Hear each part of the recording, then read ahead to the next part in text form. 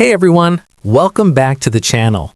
Today I'm going to show you how to copy and paste formatting in Google Sheets to make your spreadsheets look consistent and professional. Start by opening the Google Sheet that contains the formatting you want to copy. Next, select the cells or range of cells that already have the formatting you like.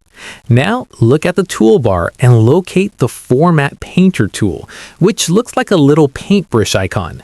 Click on the Format Painter once, and your cursor will change to show a paintbrush. Finally, click on the cells where you want to apply the copied formatting. Those cells will instantly adopt the style, colors, and layout from your original selection.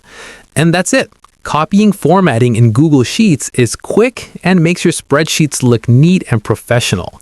If this tutorial helped you, make sure to like the video, subscribe to the channel, and hit the bell icon so you never miss a Google Sheets tip.